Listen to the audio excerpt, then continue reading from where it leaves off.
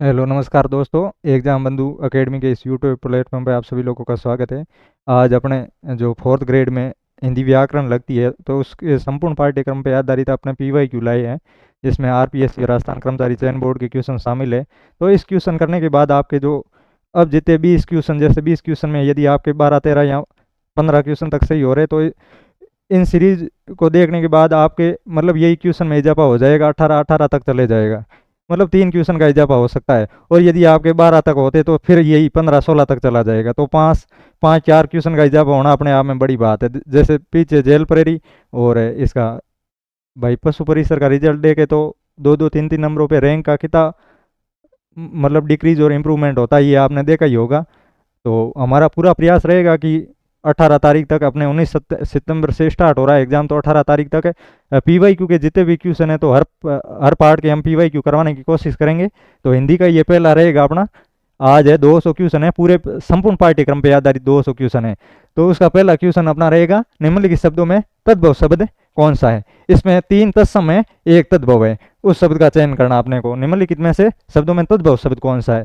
तो तत्सम और तद्भव क्या है। जो तत्सम शब्द है वो संस्कृत के मूल शब्द है, वो हिंदी में ज्यों के त्यों प्रयुक्त होते हैं, उन्हें तत्सम शब्द कहते हैं। और तद्भव शब्द होते हैं वो संस्कृत से हिंदी में रूपांतरित होने के बाद जो उपयोग में लिए जाते हैं उन्हें तद्भव कहते हैं। इसमें एक तद्भव शब्द है, एक है, और बाकी सब तत्सम है।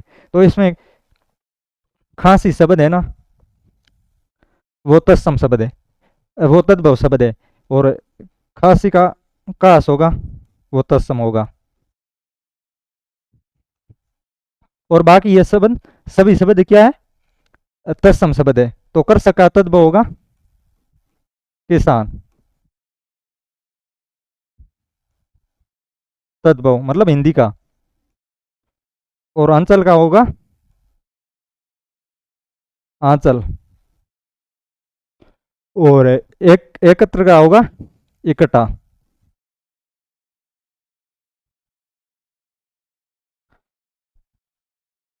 दूसरा क्वेश्चन है अपना, केवल विदेशी शब्दों का समूह कौन सा है। इसमें मतलब एक में सभी विदेशी शब्द है, वो समूह चुनने का बोल रहा है।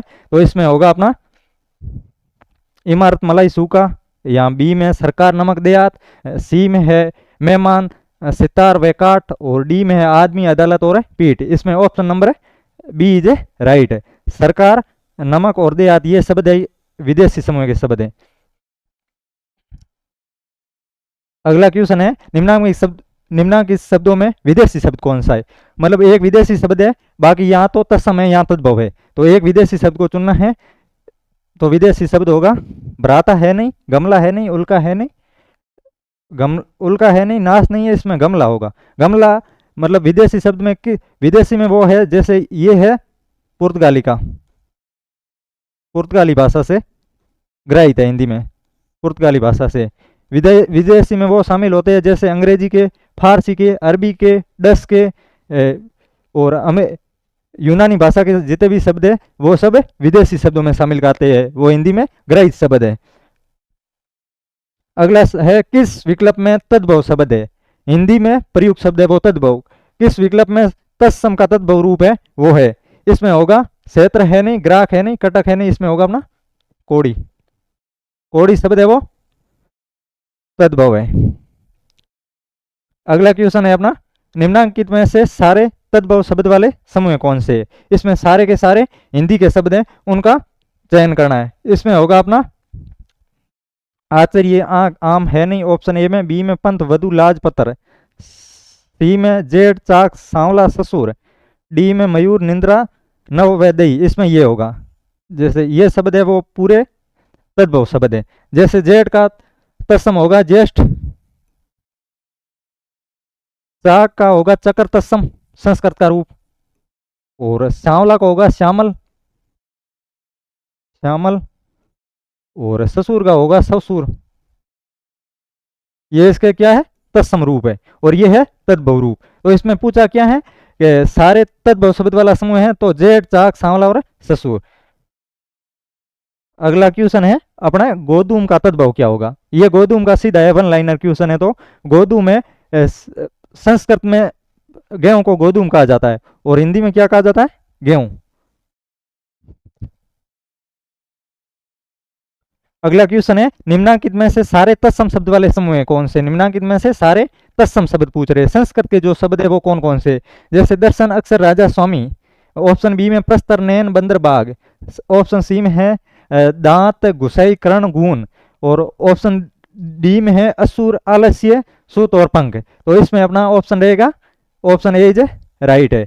दर्शन, अक्षर और राजा और स्वामी, ये क्या है? तत्सम शब्दों का समूह है। अगला क्वेश्चन है अपना, अगर निम्नलिखित में से कौन सा शब्द तत्सम नहीं है? इसमें एक संस्कृत का शब्द है और बाकी सब हिंदी के शब्द है। तो इसमें तत्सम नहीं है तो शीला है या शून्य है या ससई है या साधु, इसमें होगा ससई। अपना ससई है वो क्या है? तद्भव है। तो इसका तत्सम रूप क्या होगा? सपस्सति। सपस्सति, सपस्सति क्या है? इसका तत्सम रूप है।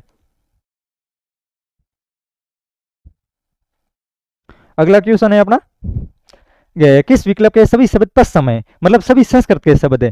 तो तीक्ष्ण, जट, जा, सकल। और ऑप्शन बी में है तीखा, त्वरित, युवान, चांद। ऑप्शन सी में है यम, चौक, सकट, गृहित। ऑप्शन डी में है सिद्र, जठा, यूत, जवलन। सभी संस्कृत के शब्द है। तो इसमें हो गया सिद्र, जठा, जूत, यूत और जवलन। तो इनका तद्भव रूप क्या होगा? सिद्र का सेद होगा। सिद्र का सेद होगा। जठा को जत्ता होगा। जटा का जट होगा और यूत का जता होगा। और जवलन का जलाना होगा। जलाना होगा।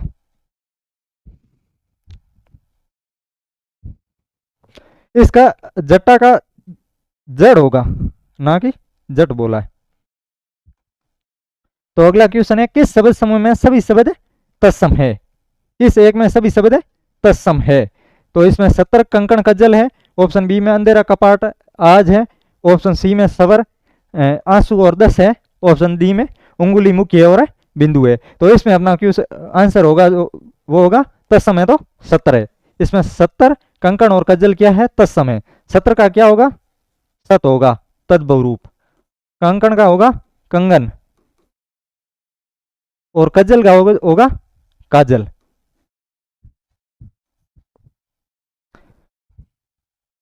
अगला क्वेश्चन है अपना, निम्नांकित में से कौन सा शब्द विदेशी है? एक विदेशी है, बाकी सभी देशी है। यहाँ तो तत्सम है, यहाँ तद्भव है। तो इसमें एक है मसान है, चिमटी है, खिड़की है या तूफान है। तो इसमें ये तूफान शब्द है, ये विदेशी है।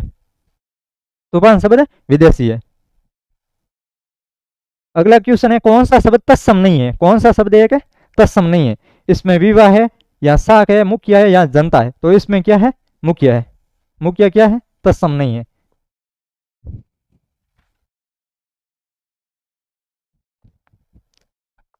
अगला क्वेश्चन है, किस विकल्प में सभी शब्द विदेशी मूल के है? सभी शब्द क्या है? विदेशी मूल के।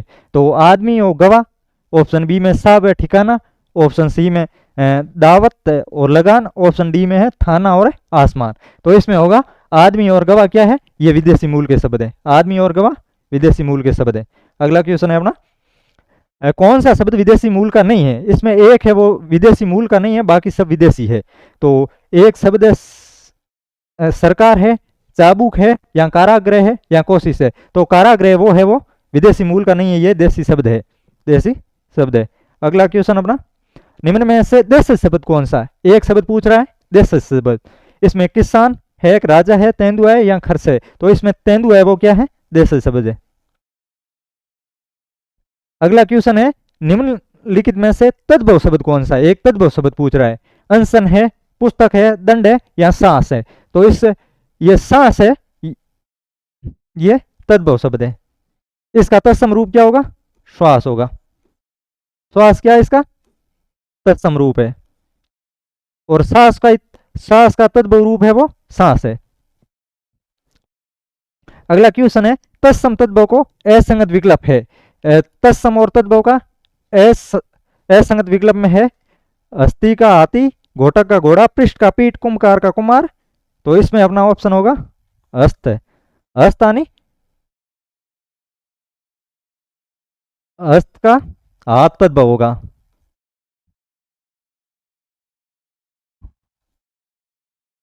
अस्थि होता तो हाथी होता।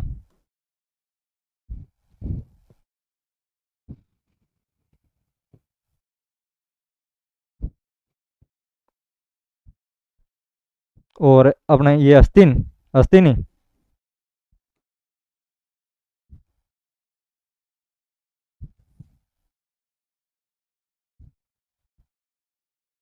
ये अतनी का क्या है, ये तत्सम रूप है और ये तद्भव रूप है। अगला क्वेश्चन है, किस विकल्प में सभी शब्द तत्सम है? किस विकल्प में सभी शब्द तत्सम है? वानर, बाघ, हिरण। ऑप्शन बी में है काक, कोकिल, मयूर। ऑप्शन सी में है अंगुली, नेत्र, मुंह है। और ऑप्शन डी में है जल, हवा और अग्नि। तो इसमें तत्सम रूप है वो एक में है काक में, कोकिल और मयूर। काक का तद्भव रूप क्या होगा? कोआ। और कोकिल का क्या होगा तद्भव रूप? कोयल। और मयूर का तद्भव रूप है मोर। अगला क्वेश्चन है, तत्सम शब्द का चयन कीजिए। तत्सम शब्द का चयन कीजिए। इसमें एक तत्सम है, बाकी सब है तद्भव है। तो घोड़ा है, अमृत है, गेहूं है या काजल है, तो इसमें होगा अमृत। अमृत क्या है? तत्सम शब्द है। तो इसका तद्भव क्या होगा? इसका तद्भव होगा अमीय। अमीय होगा तद्भव, अमीय या अमीय।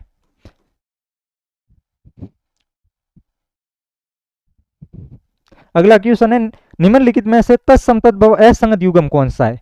एक में है असंगत है, बाकी सब संगत है। इसमें क्रॉस और कोण है।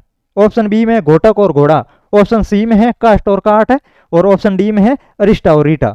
तो इसमें असंगत है तो क्रॉस और कोण होगा। क्या होगा? क्रॉस और कोण। कोस तत्सम है, इसका तद्भव रूप है क्रॉस है। कोण तत्सम है और इसका तद्भव रूप है कोना है।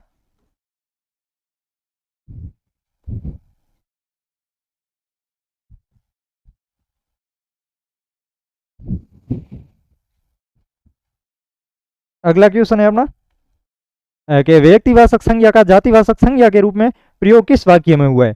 व्यक्तिवाचक संज्ञा का जातिवाचक संज्ञा के रूप में प्रयोग किस वाक्य में हुआ है? तो ये अपने को बताना है। तो इसमें देश में जयचंदों की कमी नहीं है। Option A. ऑप्शन बी है कभी कभी दूरी अपनेपन का आभास कराती है। और ऑप्शन सी है शास्त्री जी भारत के यशस्वी प्रधानमंत्री थे। और ऑप्शन डी है पुरी की पवित्रता सर्वविधि थे। तो इसका ऑप्शन ए होगा वो सही है। ऑप्शन ए सही है। इसमें क्या है? व्यक्तिवाचक संज्ञा है वो जातिवाचक संज्ञा के रूप में प्रयुक्त हुई है। क्या हुई है? जातिवाचक संज्ञा के रूप में प्रयुक्त है।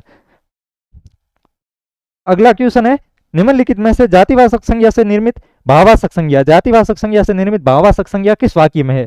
तो इसमें कठोरता में है, दासत्व में है या सजावट में है या ममत्व में है? तो इसमें दासत्व में। दास से क्या बना है? दासत्व बना है। तो दास क्या है? जातिवाचक संज्ञा है। और उससे क्या बना है? भाववाचक संज्ञा क्या दासत्व बना है।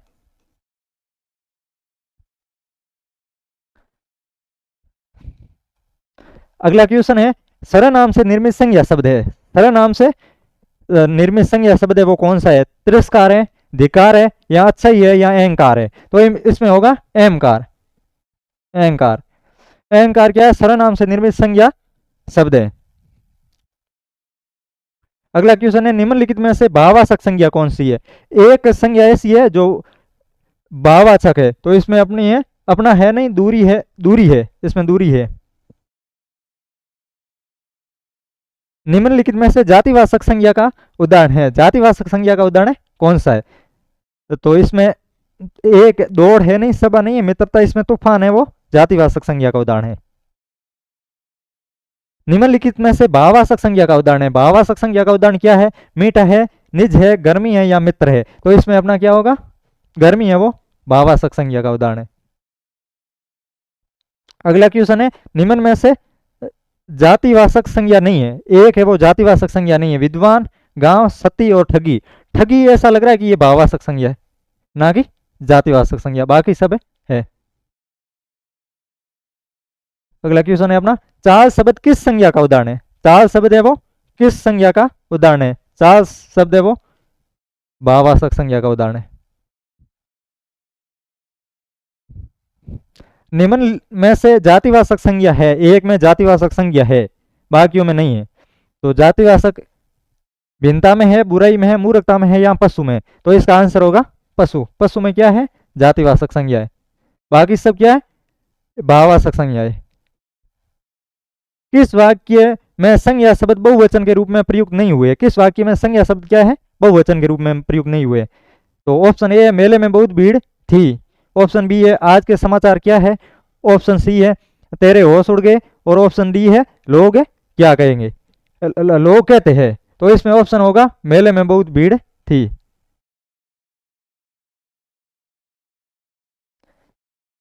अगला है दिए गए विकल्प में कोई सर्वनाम है, कोई सर्वनाम है, नित्यवाचक, अनित्यवाचक है, संबंधवाचक है, पुरुषवाचक है या नित्यवाचक है। कोई सर्वनाम है वो अनित्यवाचक है।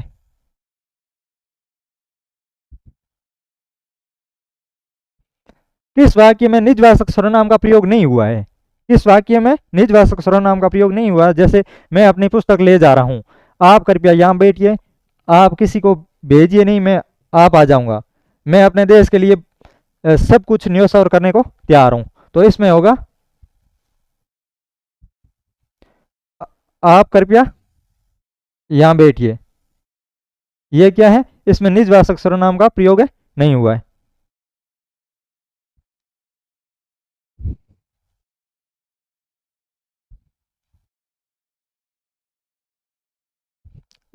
जो किस प्रकार का सर्वनाम है, जो है वो किस प्रकार का सर्वनाम है, तो ये क्या है?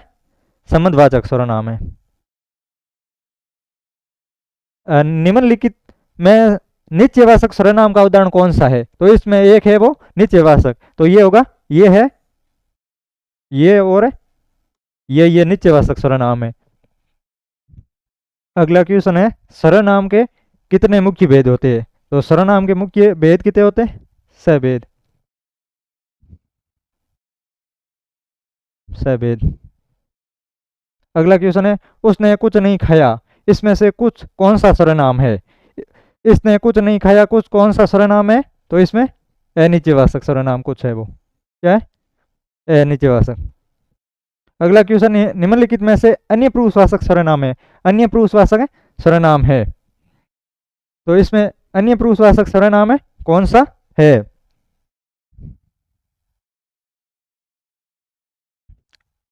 वे है वो अन्य पुरुषवाचक सर्वनाम है। निम्नलिखित में से अन्य पुरुषवाचक सर्वनाम वही रिपीट हो गया, तो वे क्या है? अन्य पुरुषवाचक सर्वनाम है। मध्यम पुरुष से संबंधित वाक्य है, मध्यम पुरुष से संबंधित वाक्य है, तो ऑप्शन ए है उन्हें सम्मानित किया गया, ऑप्शन बी है वह अपने आप पहुंच गया, ऑप्शन सी है आप आगे आ जाइए, और ऑप्शन डी है मैं आपके साथ चला जाऊंगा। तो इसमें मध्यम पुरुष से है आप आगे आ जाइए, यह क्या है? इससे संबंधित वाक्य है। किस वाक्य में निजवाचक सर्वनाम का प्रयोग नहीं हुआ है? एक शब्द में निजवाचक सर्वनाम का प्रयोग नहीं हुआ, बाकी तीनों में हुआ है। हम अपने आप को भूल गए, ऐसे समय में आप साथ ना दोगे तो कौन देगा? ऑप्शन सी है आप भला तो जग भला, और ऑप्शन डी है वह अपने को सुधार रहा है। तो इसमें क्या है? ऐसे समय में आप साथ न दोगे तो कौन देगा, ये इसमें क्या निजवाचक सर्वनाम का प्रयोग है नहीं हुआ है। अगला क्वेश्चन है किस वाक्य में सकर्मक क्रिया रूप है? किस वाक्य में सकर्मक क्रिया का रूप है? तो इसमें है लड़के मैदान में दौड़ रहे हैं, कबूतर आकाश में उड़ रहे हैं, बच्चे सो रहे हैं, मैं समाचार पत्र पढ़ रहा हूं। तो इसमें मैं समाचार पढ़ रहा हूं, इसमें क्या है? सकर्मक क्रिया का रूप है। प्रेरणार्थक क्रिया से युक्त वाक्य कौन सा है? एक वाक्य है उसमें प्रेरणार्थक क्रिया वाला सेंटेंस यूज हुआ है, वो वाक्य बताना है। रमेश पुस्तक पढ़ रहा है, ऑप्शन बी है मालिक ने नौकर से दरवाजा खुलाया, ऑप्शन सी है चिड़िया आकाश में उड़ रही है, और ऑप्शन डी है बच्चे क्रिकेट खेल रहे हैं। तो इसमें होगा मालिक ने नौकर से दरवाजा खुलवाया, ये क्या है? इसमें प्रेरणार्थक क्रिया है। अगला क्वेश्चन है वह चलता होगा वाक्य में क्रिया का काल रूप है, वह चलता होगा, इसमें वाक्य में क्रिया का काल रूप क्या है? सामान्य वर्तमान काल, संदिग्ध वर्तमान काल, अपूर्ण वर्तमान काल और सामान्य भविष्य काल। तो इसमें होगा संदिग्ध वर्तमान काल, वह चलता होगा, सामान्य संदिग्ध वर्तमान है। अगला क्वेश्चन है अपना, वह चली है वाक्य में कौन सा काल है? वह चली है वाक्य में कौन सा काल है? आसनभूत।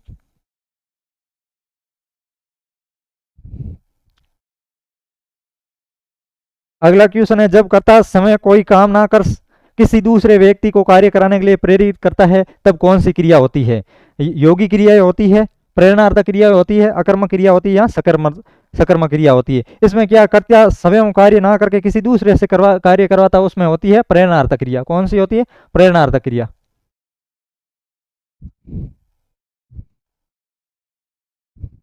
अगला है, निम्नलिखित में से सकर्मक क्रिया युक्त वाक्य कौन सा है? मैं घड़ा भरता हूं, उसका उसका सिर खुजालता है, और जी घबराता है, वह लजा रही है। तो इसमें क्या है? सकर्मक क्रिया किसमें है? तो मैं घड़ा भरता हूं, ये क्या है? सकर्मक क्रिया है। मैं घड़ा भरता हूं, ये कौन सी है? सकर्मक क्रिया है। अगला क्वेश्चन है अपना, काल के आधार पर क्रिया के कितने मुख्य भेद होते हैं? काल के आधार पर क्रिया में कितने भेद होते हैं? तो ये होते हैं 3 भेद। कितने होते हैं? 3। काल के आधार पर क्रिया, काल के आधार पर क्रिया के कितने मुख्य भेद होते हैं? तो 3 भेद होते हैं।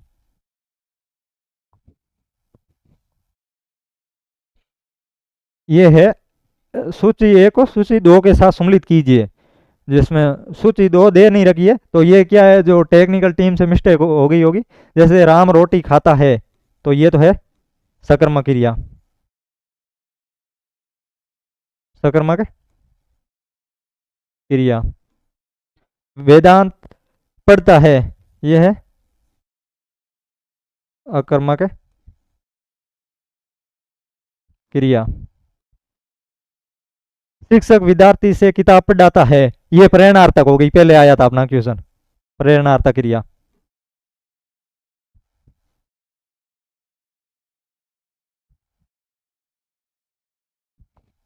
वह लड़का चल बसा, इसमें होगी संयुक्त क्रिया, संयुक्त क्रिया। राम रोटी खाता है, सकर्मक क्रिया है। वेदांत पढ़ता है, अकर्मक क्रिया है। शिक्षक विद्यार्थी से किताब पढ़वाता, प्रेरणार्थक क्रिया है। वह लड़का चल बसा क्या है? संयुक्त क्रिया है। अगला क्वेश्चन है, रचना की दृष्टि से क्रिया के सामान्यता कितने भेद होते हैं? 5 भेद होते हैं, 2 होते हैं, 3 होते हैं, 4 होता है। रचना की दृष्टि से क्रिया के सामान्य कितने भेद होते हैं? 2 भेद होते हैं। कितने भेद होते हैं? 2 भेद। सकर्मक है एवं अकर्मक।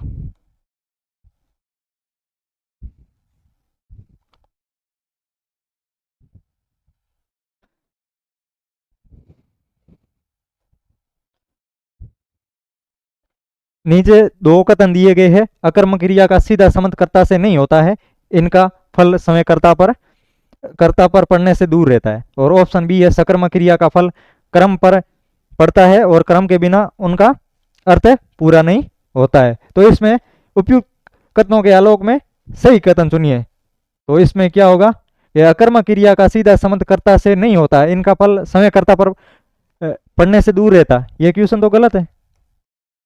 और कथन 2 है, सकर्मक क्रिया का फल क्रम पर पड़ता है, क्रम के बिना उनका अर्थ पूरा नहीं हो सकता है। तो यह सही है।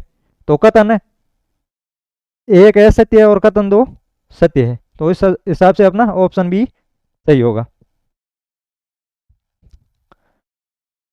अगले आगे हैं विशेषण के, किस विकल्प के सभी शब्द गुणवाचक विशेषण के उदाहरण हैं? तो इसमें अधिक, सारा, चिकना, पुराना, बुरा, नुकीला, लाल, इतना, बहुत, थोड़ा, भला, कुछ। तो इसमें ऑप्शन है बुरा, पुराना, बुरा और नुकीला, ये क्या है? गुणवाचक विशेषण है। किस वाक्य में सार्वनामिक विशेषण नहीं है? 3 में सार्वनामिक विशेषण है लेकिन 1 में नहीं है। जैसे, क्या ये कलम तुम्हारी है? ऑप्शन बी है, उस किताब को यहाँ ले आइए। ऑप्शन सी है, कोई सज्जन आए हुए हैं। और ऑप्शन डी है, कक्षा में 60 छात्र पढ़ते हैं। तो इसमें होगा कक्षा में 60 छात्र पढ़ते हैं। यह क्या है? इसमें सार्वनामिक विशेषण का प्रयोग नहीं हुआ है। अगला क्वेश्चन है, जिस संज्ञा या सर्वनाम की विशेषता बताई जाए वह कहलाता है। जिस संज्ञा या सर्वनाम की विशेषता बताई जाए वह क्या कहलाता है? तो इसमें क्रिया विशेषण कहलाता है, सार्वनामिक विशेषण कहलाता है, या विशेषण कहलाता है, या विशेष्य कहलाता है। तो जो संज्ञा या सर्वनाम की विशेषता बताई जाए जिससे, तो वो विशेष्य कहलाता है। उसे क्या कहते हैं? विशेष्य। इनमें से कौन सा गुणवाचक विशेषण नहीं है? एक है वो गुणवाचक विशेषण नहीं है, तीन है। तो इसमें भला है, ऊपरी है, सरल है और प्रत्येक क्या नहीं? गुणवाचक विशेषण नहीं है। अगला क्वेश्चन है, खीर तैयार करने में आधा किलोग्राम दूध लग गया। इस वाक्य में किस विशेषण का प्रयोग किया गया है? तो परिणाम बोधक है, सार्वनामिक विशेषण और गुणवाचक विशेषण, या संख्या वाचक विशेषण। तो इसमें क्या है? खीर तैयार करने के लिए आधा किलोग्राम दूध का लगा है, तो इसमें होगा परिणाम बोधक विशेषण। निम्नलिखित में से संज्ञा विशेषण हेतु असंगत विकल्प का चयन कीजिए। निम्नलिखित में संज्ञा और विशेषण हेतु असंगत विकल्प का चयन कीजिए। तो ऑप्शन एक में है मनुष्य और मनुष्यता, ऑप्शन बी में है मधुर और माधुर्य, ऑप्शन सी में पुष्प पुष्पित, ऑप्शन डी में राजकाज। तो मनुष्य से मनुष्यता बनता है, मधुर से माधुर्यता बनता है, पुष्प से पुष्पित बनता है, लेकिन राजकाज वाला ये है ना, ये असंगत है। ये राजकाज वाला असंगत है।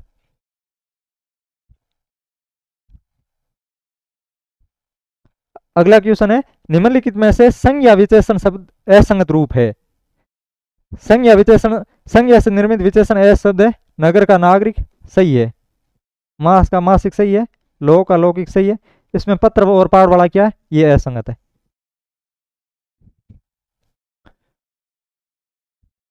निम्नलिखित में से संज्ञा शब्दों से बने विशेषण है। संज्ञा शब्द से बने विशेषण कौन कौन से है? कितना नहीं है, अंकित है, आर्थिक है, क्रोधी है, और संज्ञा से बना लड़ाकू नहीं है। तो इसमें होगा B C D, B C D option B में। निम्नलिखित में से संज्ञा शब्द से विशेषण का संगत युग्म पूछ रहा है। निम्नलिखित में से संज्ञा शब्द से विशेषण का संगत है, होगा पशु और पार्श्विक वाला।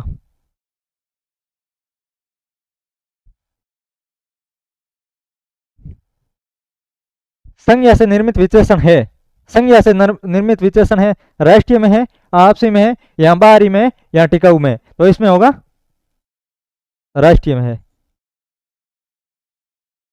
राष्ट्रीय शब्द में संज्ञा से निर्मित विशेषण है।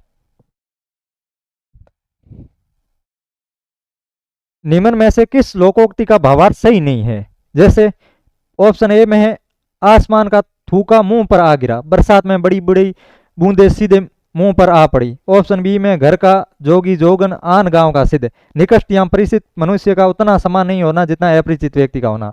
ऑप्शन सी है, कभी नाव गाड़ी पर तो कभी गाड़ी नाव पर, समय पर एक दूसरे की सहायता की आवश्यकता पड़ती है।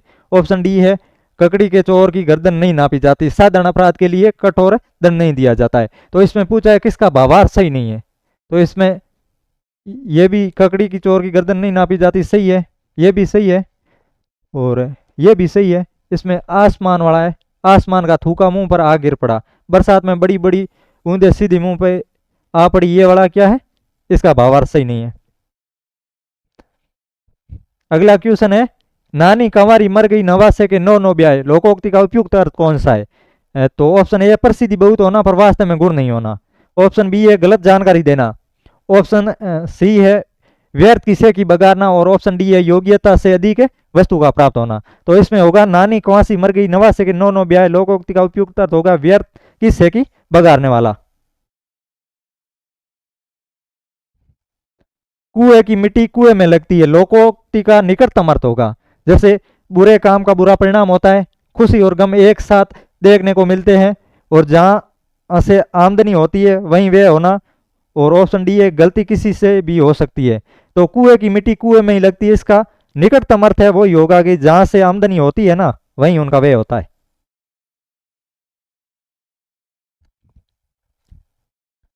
क्वेश्चन संख्या 4 है, चोर चोरी से गया है तो क्या हेरा फेरी से गया है, लोकोक्ति का सही अर्थ है। चोर चोरी से गया तो क्या हेरा फेरी से गया, लोकोक्ति का सही अर्थ होगा किसी की प्रकृति में पूर्ण परिवर्तन नहीं हो सकता, उसका कुछ ना कुछ अंश अवश्य रह जाता है। ऑप्शन बी है अपराधी हमेशा शंकित रहता है। ऑप्शन सी है जब कोई अपना ही आदमी धोखा देता है। और ऑप्शन डी है चोर में हिम्मत नहीं होती है। तो इसका सही, चोर चोरी से गया तो क्या हेरा फेरी से गया, लोकोक्ति का सही अर्थ होगा किसी की प्रकृति में पूर्ण परिवर्तन नहीं हो जाता, उसका कुछ ना कुछ अंश अवश्य रहता है। ये होगा इसका सही। अगला क्वेश्चन है निम्न में से किस लोकोक्ति का अर्थ सही है। एक में सही है, बाकी में सब असुमिलित है। भागते भूत की लंगोटी से लंगोटे के सारे भूत को पकड़ा जा सकता है। दूसरा में माया को माया मिले कर कर लंबे हाथ, मोह माया सबके अपने ही लपेटे में लेकर रहती है। और ऑप्शन सी है लकड़ी के बल बंदरी नाचे, लाठी पर चढ़कर ही बंदरी अपना नाच दिखाती है। और ऑप्शन डी है दान की बसिया के दांत नहीं देखे जाते, मुफ्त में मिली वस्तु की परीक्षा नहीं की जाती। तो इसमें किस लोकोक्ति का अर्थ सही है ये पूछा है, तो ये सही लग रहा है। हमारे पश्चिम राजस्थान में कहावत है कि दामिनी के दांत देखी जाए, तो उसी का ही है। जैसे दान की बसियों के दांत नहीं देखे जाते, तो मुफ्त में मिली हुई वस्तु की क्या है, परीक्षा नहीं की जाती है। अगला क्वेश्चन है आंख लाल पीली करना मुहावरे का सही निकटतम अर्थ किस विकल्प में।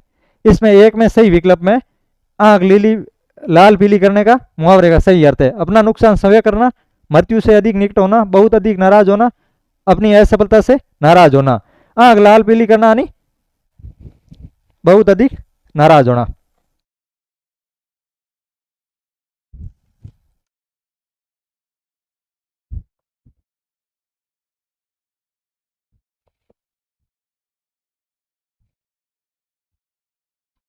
अगला क्वेश्चन है इनमें से किस लोकोक्ति का अर्थ सही नहीं है। पर उपदेश कुशल बहुत रहे, दूसरों को उपदेश देने वाले बहुत ही कम लोग होते हैं। नेकी कर दरिया में डाल, उपकार करते समय प्रत्युपकार की इच्छा नहीं रखनी चाहिए। और ऑप्शन सी है ना नो मन तेल होगा, ना इरादा नाचेगी, यानी किसी शर्त के बहाने काम ना करना। और ऑप्शन डी है नाच ना जाने आंगन टेढ़ा, अपनी कुशलता छिपाने के लिए बहाना बनाना। तो इसमें कौन सा सही नहीं है, तो इसमें होगा पर उपदेश कुशल बहुत रहे, दूसरे को उपदेश देने वाले बहुत ही कम लोग होते हैं। ये क्या है, अर्थ सही नहीं है, बाकी सब है सही है। नेकी कर दरिया में डाल, उपकार करते समय प्रत्युपकार की इच्छा नहीं करनी, ये भी सही है। ना नो मन तेल होगा, ना ही राधा नाचेगी, यानी बिना किसी शर्त बहाने काम ना करना। नाच ना जाने आंगन टेढ़ा, मतलब अपनी कमजोरी छिपाना और किसी और को दोष देना, यानी अपनी अकुशलता को छिपाने के लिए बहाना बनाना। अगला क्वेश्चन है इनमें से किस मुहावरे का अभिप्रायगत अर्थ त्रुटिपूर्ण है। एक गलत है, बाकी तीनों सही है। जमीन पर पांव ना पड़ना, अत्यधिक अभिमान करना, सही है। चेहरे पर हवाई उड़ना, भैंस से मुंह का रंग फीका पड़ना, सही है। सहज बाग दिखाना, अनव्यर्थ की आशा देना, यह भी सही है। जमीन चूमने लगना, अपनी जमीन से बहुत लगाव रखना, यह गलत है। ऑप्शन डी ये गलत है।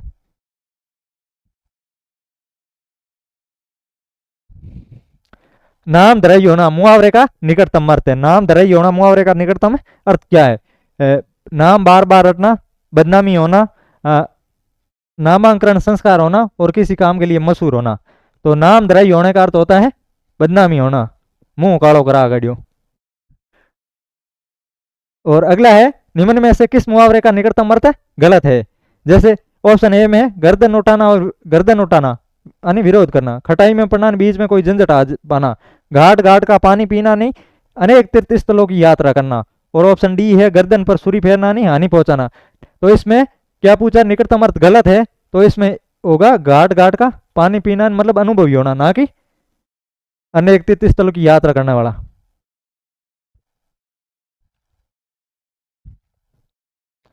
इधर उधर की हाँकना मुहावरे का अभिप्राय है। उल्ट पुल्ट होना, ठीक विषय पर बात ना करके इधर उधर की बात करना, चुगली करना, तितर बितर करना। इधर उधर की हाँकना मतलब है ठीक विषय पर बात ना करके इधर उधर की बात करना। अगला क्वेश्चन है इनमें से किस मुहावरे का निकटतम अर्थ सही नहीं है। एक का सही नहीं है, बाकी का सबका सही है। नाक भौं चढ़ाना, क्रोध या घृणा करना, नाक में दम करना नहीं परेशान करना, नाक का बाल होना यानी अधिक दुष्ट प्रवृत्ति का होना, और नाक पर मक्खी ना बैठने देना, ऐसा ना होने देना। तो इसमें पूछा क्या है, सही नहीं पूछा है, तो सही नहीं पूछा है। तो इसका उत्तर होगा नाक का बाल होना ना अधिक दुष्ट प्रवृत्ति का होना, ये है वो क्या है, गलत है। अगला क्वेश्चन है, पानी में आग लगाना मुहावरे का अर्थ है। पानी में आग लगाना मुहावरे का अर्थ है क्रुद्ध होना, मधुर वचन बोलना, कष्ट से मुक्ति होना, या असंभव कार्य करना। इसका क्या है, असंभव कार्य करना। पानी में तो आग लगा ही नहीं सकते भाई साहब, तो इसका अर्थ यही होगा, असंभव कार्य करना। तंग करना इस अर्थ के लिए किस मुहावरे का प्रयोग होता है। तंग करना नहीं किस मुहावरे में, छक्के छुटाना, ऑप्शन बी है नाश नसाना, ऑप्शन सी है दो टूक बातें कहना, और ऑप्शन डी है जहर उगलना। तो इसमें क्या होगा, नाश नसाना। कुएं खोदना मुहावरे का सही अर्थ है। कुएं खोदना मुहावरे का सही अर्थ है क्या है, जैसे आग बुझाना है, ऑप्शन बी में क्रोध प्रकट करना, ऑप्शन सी में हानि पहुंचाने का यत्न करना, और ऑप्शन डी में है कठिन परिश्रम करना। तो इसमें कुएं खोदना मतलब हानि पहुंचाने का यत्न करना ही होगा, बेरो खोदो मतलब किसी के लिए गड्ढा खोदना, वही हुआ। निम्नलिखित लोकोक्ति के सही अर्थ का चयन कीजिए। तो लोकोक्ति क्या है, एक तो करेला दूजा नीम चढ़ा। इसमें है ऑप्शन ए में एक कड़वियाट वाली सब्जी, ऑप्शन बी में एक करेला और दो नीम के पेड़ चढ़े, और ऑप्शन सी में बुरे काम को बुरे का साथ मिलना, और ऑप्शन डी में नीम से पेड़ पर करेली की बेल। तो इस क्या होगा, एक तो करेला दूजा नीम चढ़ा, इसका सही होगा ऑप्शन सी, बुरे को बुरे का साथ मिलना। टेक निभाना मुहावरे का सही अर्थ है। टेक निभाना मुहावरे का सही अर्थ क्या है, गाने में साथ निभाना, टांग अड़ाना, खुशी से नाचना, या वचन पूरे करना। टेक निभाना नहीं, वचन पूरे करना होगा।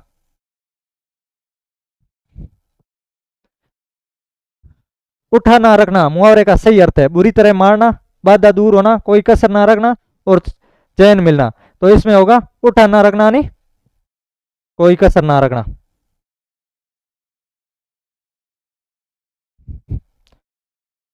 सूची ए को सूची दो के साथ सम्मिलित कीजिए। खून पसीना ए करना, अनिसाहसी कार्य करना, यह तो सम्मिलित है।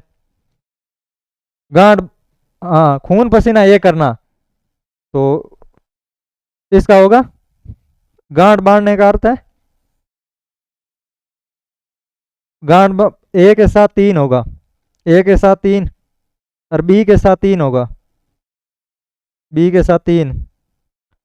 जान पर खेलना नहीं, साहसी कार्य करना, सी के साथ साहसी कार्य, और डी के साथ है जहर उगलना नहीं, अपमानजनक बातें करना, और खून पसीना ये करना नहीं, ए के साथ दूसरा नहीं, कठिन परिश्रम करना। तो हाँ इसका ये होगा, जैसे खून पसीना ये करना नहीं, कठिन परिश्रम करना, गांठ बांधना नहीं, खूब याद रखना, और जान पर खेलना नहीं, साहसी कार्य करना, और जहर उगलना नहीं, अपमानजनक बातें करना। 8 बार, 8 वार और 9 त्यार लोकोक्ति का अर्थ है। इसमें 8 वार और 9 त्यार लोकोक्ति का अर्थ है क्या है, तालमेल ना होना, मौज मस्ती से जीवन बिताना, देखा देखी परिवर्तन आना, दुगुना लाभ हो, दुगुना लाभ। तो इसमें 8 वार 9 त्यार लोकोक्ति का अर्थ है मौज मस्ती से जीवन बिताना।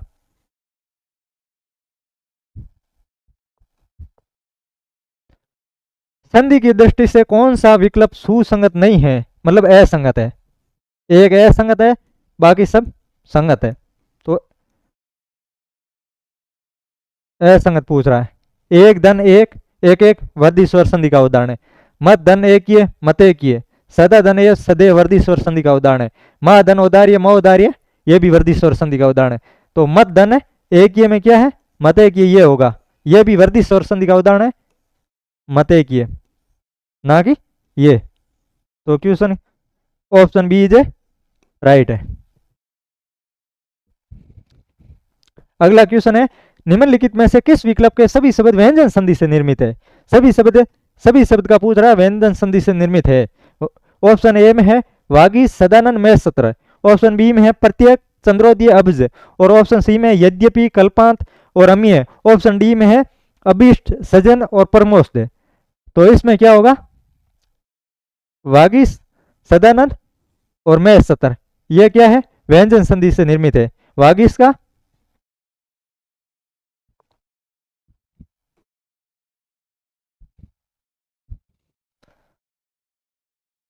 वाग धन ईस, वागीश, सदन, आनंद, सदानंद। मैं सत्र का, मैं धन, सत्तर। ये क्या है? तीनों ही व्यंजन संधि के उदाहरण है। अगला क्वेश्चन है अपना, संधि की दृष्टि से कौन सा विकल्प सुसंगत नहीं है, मतलब असंगत पूछ रहा है। असंगत है, एक असंगत कौन सा है? देवदन ऋषि, देवर्षि, महाधन ऋषि, महर्षि, शपथधन ऋषि, शपथ ऋषि, वर्षा धन ऋतु, वर्षा ऋतु। तो इसमें क्या वर्षा ऋतु नहीं होगा, वर्ष ऋतु होगा। ये है, ये चारों ही गुण स्वर संधि के उदाहरण है। वर्षा धन ऋतु, वर्ष ऋतु होगा।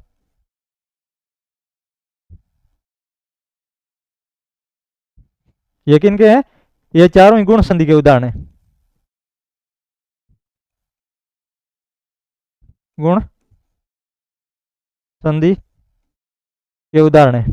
ठीक है, अगला क्वेश्चन है, संधि विच्छेद की दृष्टि से कौन सा विकल्प सही है? सही पूछ रहा है, कौन सा एक एक विकल्प सही है, बाकी सब गलत है। अनुदन, ऐसन, अन्वेषण, वागदन में, वाड़ में, दिक दिग दन, दिग्धन गज, दिग्गज, असदनंत, अजंत। तो इसमें अनुदन ऐसन नहीं होगा, ऐसन नहीं होगा, अनुदन ऐसन होगा। तो ये गलत है। वागदन में, वाड़ में सही है, दिक होगा इसमें, दिग्धन गज, और इसमें अच होगा। तो इस हिसाब से ऑप्शन बी इज राइट है।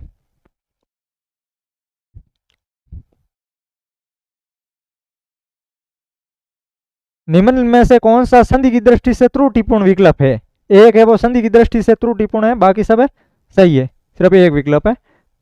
तो भानुधन उद्य, भानुद्य सही है। सट धन मास, सण मास सही है। इति धन आदि, इत्यादि सही है। तो इसमें क्या है?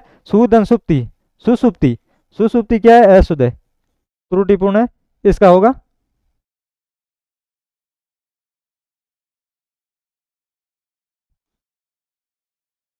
सुसुप्ति, ये होगा। अगला क्वेश्चन है, सुसंगत विकल्प चुनिए। मात्र धन आनंद, जगत धन्ना जगन्नाथ, सत धन शास्त्र, सशास्त्र, मई धन इंद्र महेंद्र। तो इसमें सुसंगत है वो कौन सा होगा? सत धन शास्त्र, सशास्त्र। ये कई बार पूछा गया है। निम्न में से किस विकल्प के सभी शब्द व्यंजन संधि से निर्मित नहीं है? सभी शब्द क्या है? व्यंजन संधि से निर्मित नहीं है।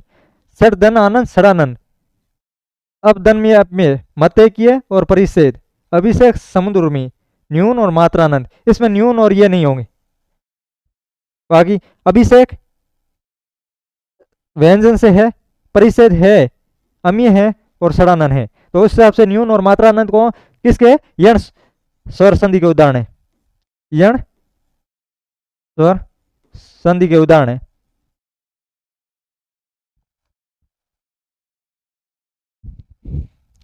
अगला क्वेश्चन है, किस शब्द का संधि विच्छेद गलत है? ए का गलत है। निधन यून, यून है। वार्ता धन, अलाप का, अलाप नहीं होगा, आलाप होगा। वार्ता धन आलाप होगा। और सट धनमास, सणमास है, और वाघ धनिश, वागिश, ये सब सही है। उस हिसाब से ऑप्शन बी क्या है? गलत है। निम्नलिखित में त्रुटिपूर्ण संधि विच्छेद कौन सा है? एक में त्रुटिपूर्ण है, बाकी सब में सही है। वागधन में, वाड़ में सही है। आधन साधन, आसाधन सही है। पितृधन अनुमति, पितृ अनुमति सही है। सट धन आनंद, सटानंद, संधि विच्छेद पूछा है कि संधि विच्छेद है, त्रुटिपूर्ण है, तो उस हिसाब से हलंत होना चाहिए। तो ये क्या है? त्रुटिपूर्ण है। अगला क्वेश्चन है अपना, नायिका शब्द में प्रयुक्त संधि भेद का सही विकल्प है। नायिका भेद में कौन सा संधि विच्छेद है वो सही है? तो इसमें गुण स्वर है, यण स्वर है, या अयादि स्वर है, या वर्दी स्वर है। नायिका में होगा अयादि स्वर संधि। कौन सी संधि है? अयादि स्वर संधि। ने धन एक का नायिका।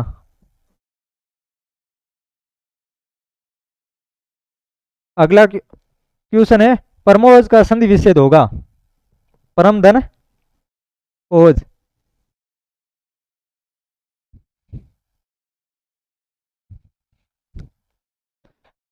नी धन रस में संधि होगी। नीरस में, नी धन रस में कौन सी संधि होगी? इसका मतलब संधि पूछ रहा है। तो ये है विसर्ग संधि का उदाहरण है और नीरस शब्द ये होगा, ना कि छोटा वाला। निम्नलिखित में से सुधन उक्ति संधि होगी। सुक्ति में पूछ रहा है, सुक्ति में कौन सी होगी? ये दीर्घ स्वर संधि का उदाहरण है। दीर्घ स्वर संधि का उदाहरण है। क्या होता है? ऊ और ऊ मिलके बड़ा ऊ। निम्नलिखित में से निरर्थक का संधि विच्छेद होगा। निरर्थक का संधि विच्छेद होगा। इसका होगा विसर्ग संधि है, उस हिसाब से नी धन अर्थक। विसर्ग संधि है।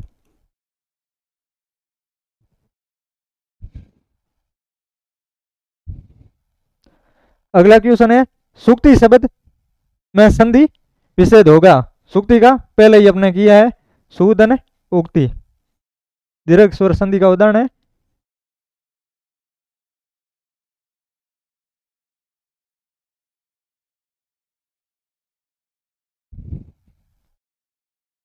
और अगला क्वेश्चन है आसाधन का संधि विच्छेद होगा। आद आसाधन धन है ये, या आधन साधन, या असधन साधन, या अचाधन धन। तो इसमें क्या होगा?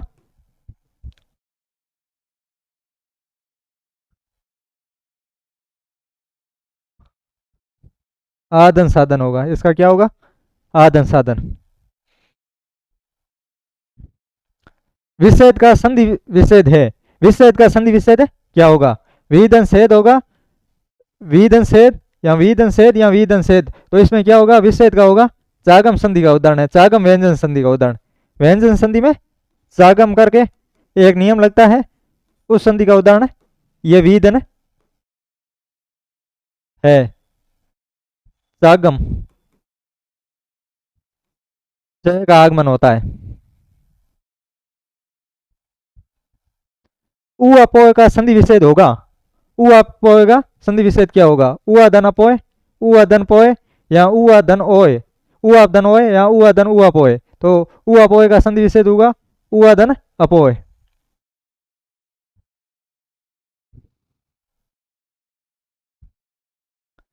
अगला है उच्चारण शब्द का संधि विच्छेद है। उच्चारण शब्द का संधि विच्छेद है। उच्चारण का संधि विच्छेद है उत है धनचारण उच्चारण। विषम शब्द का संधि विच्छेद होगा विधन सम।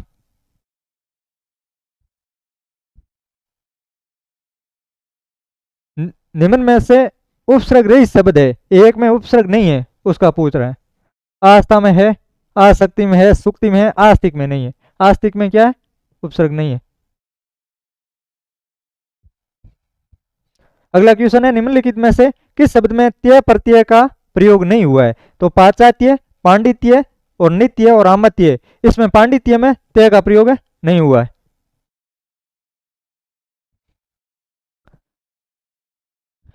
दो प्रत्यय वाले शब्द कौन सा है? दो प्रत्यय वाला शब्द का पूछ रहा है, तो इसमें होगा मानवता।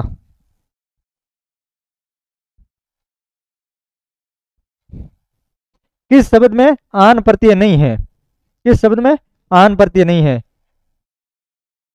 लगान में है, उड़ान में है, उठान में है, लेकिन मान में क्या है? आन प्रत्यय नहीं है।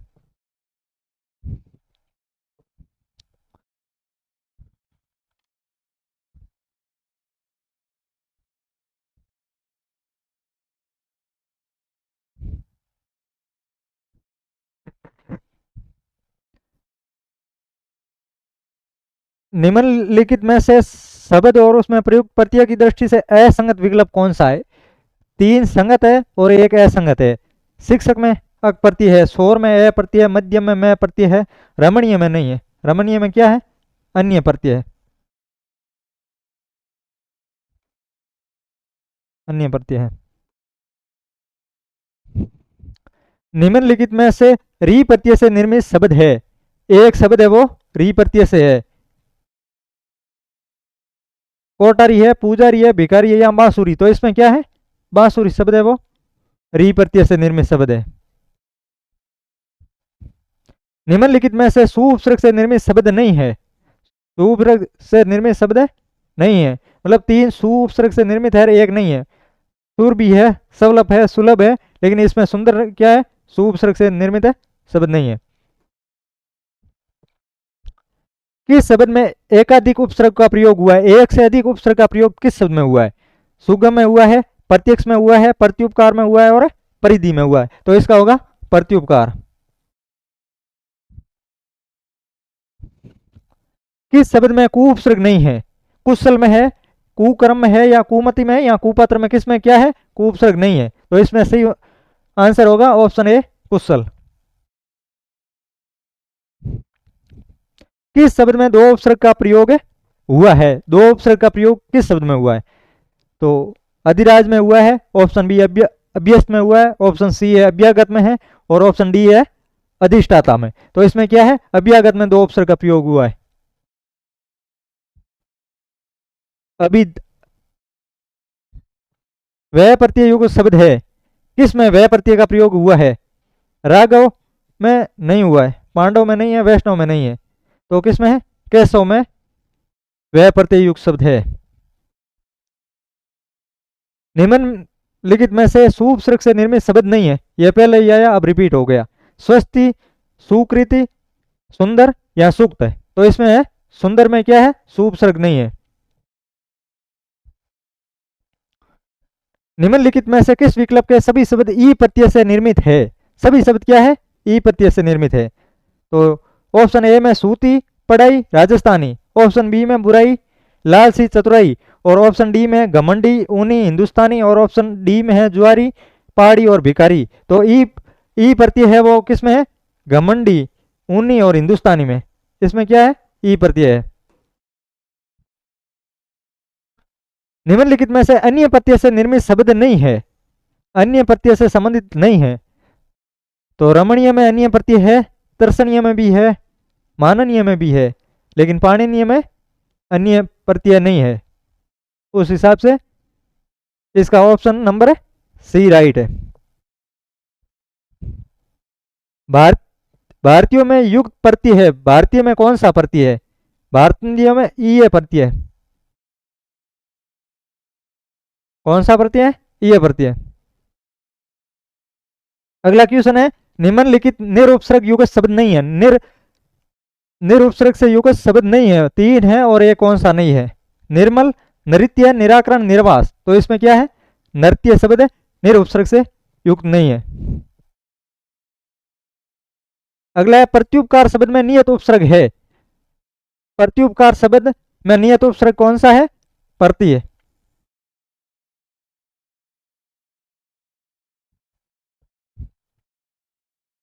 वेदना शब्द में युगत प्रत्यय है, वेदना, वेदना में कौन सा प्रत्यय है? तो वेदना में है प्रत्यय अना प्रत्यय।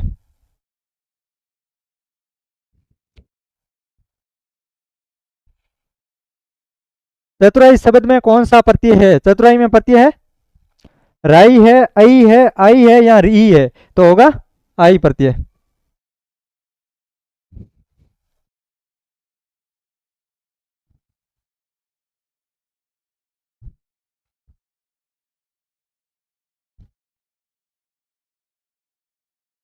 अगला क्वेश्चन है अपना, परिदर्शन में नियत उपसर्ग है, परिदर्शन में कौन सा उपसर्ग है? तो परिदर्शन में होगा परि उपसर्ग। अगला क्वेश्चन है, निम्नलिखित में से किस विकल्प के सभी शब्द परस्पर पर्यायवाची नहीं है? तो इसमें नहीं पूछ रहा है। तो भूमिजा, उर्विजा, सिंधुजा, आपका, निमन का, समुद्र का, ये नदी के पर्यायवाची है। अमीकर, निशाकर और हिमकर, ये है चंद्रमा के पर्यायवासी है। कमलेश, हृषिकेश, गरुड़ ध्वज, ये है विष्णु के पर्यायवासी। तो तीनों तो परस्पर है। तो फिर भूमिजा और उर्वजा ये है सीता के पर्यायवासी, और सिंधुजा ये किसका है? लक्ष्मी का है। और ये दोनों है किसके है? ये सीता के है।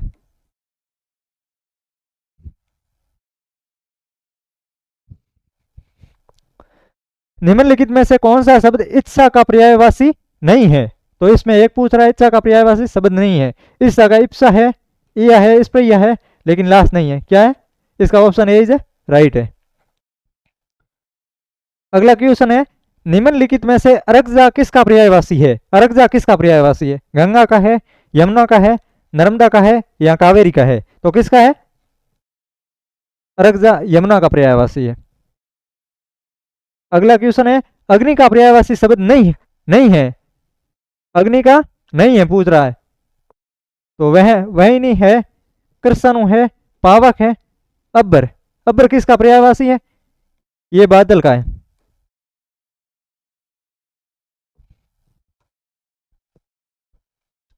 शब्द व उसके पर्यायवाची के बेमेल जोड़े का चयन करे।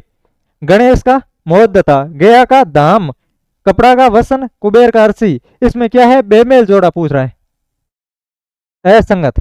तो गणेश का मोहदाता है, गया का धाम है, कपड़ा का वसन है, कुबेर का अर्ची नहीं है। अर्ची किसका है? अर्ची किरण का है। तो उस हिसाब से ये क्या है? ये राइट है। निम्नलिखित में से अग्नि के पर्यायवाची है? अग्नि के पर्यायवाची पूछ रहा है। तो अब्बर तो आपने पहले भी देख लिया था, ये तो बादल का है। धूमकेतु है, कृष्णु है, और पावक है। A D E option B is right. वासव नहीं है, वासव भी अग्नि का नहीं है, और ये भी नहीं है। निम्नलिखित में से अरण्य का पर्यायवाची शब्द है? अपूर्व है, कांतार है, तुरंग है, या वाहस है? तो इसमें क्या है? अरण्य का पर्यायवाची होगा कांतार। कांतार यानी वन, जंगल, अरण्य। निम्नलिखित में से शरीर का पर्यायवाची है? शरीर का पर्यायवाची है वो वपु है।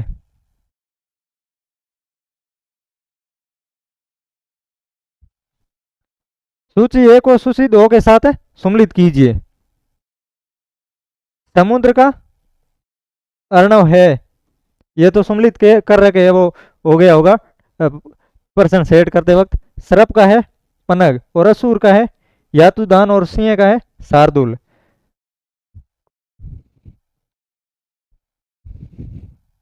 निम्नलिखित में से आग का पर्यायवाची शब्द कौन सा है? तो इसमें आग का पर्यायवाची पूछ रहा है, तो वो होगा कृषाणु। कृषाणु किसका है? आग का पर्यायवाची है।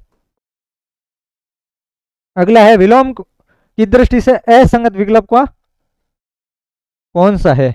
सुकर का दुष्कर है, व्यष्टि का समष्टि है, विराट का वामन है, ख्यात और प्रख्यात एक ही शब्द है। तो ये क्या है? ये असंगत है। उस हिसाब से बी राइट है। वियत का विलोम होगा। वियत का विलोम क्या होगा? निर्दोष होगा, निर्वाच्य होगा, न्यून होगा, या निश्चित? तो इसका क्या है? निश्चित। अनुरक्त का उपयुक्त विलोम है। अनुरुक्त का उपयुक्त विलोम होगा अनुरोक्त का विरक्त।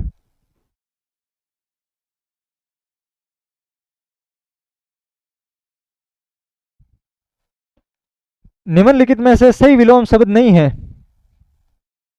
अद्यतन का अनद्यतन, हे का उपाध्याय, विकृष्ट का अनाकृष्ट, सहयोगी का प्रतियोगी।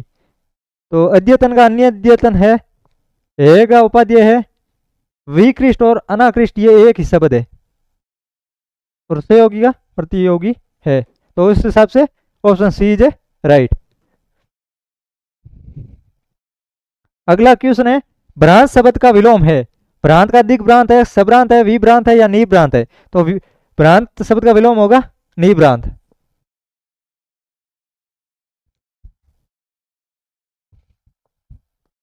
निम्नलिखित में से विलोम युग्म नहीं है, इसमें एक है वो विलोम युग्म नहीं है, बाकी तीनों सही सुमिलित है। नैसर्गिक का प्राकृतिक, आविर्भाव का तिरोभाव, कदाचार का सदाचार, सात्विक का तामसिक, सात्विक का तामसिक, सदाचार का कदाचार है, आविर्भाव का तिरोभाव है। नैसर्गिक और प्राकृतिक एक शब्द ही है, इनकी जगह यदि कृत्रिम लिखा होता तो ये युग्म भी सुमिलित होता। निम्नलिखित में से सही विलोम शब्द युग्म है, एक सही विलोम पूछ रहा है। श्वेत और शुक्ल ये तो एक ही है। सामान्य और गौण, आसक्त अनासक्त, संकीर्ण और विस्तीर्ण, सही पूछ रहा है तो संकीर्ण का विस्तीर्ण होगा।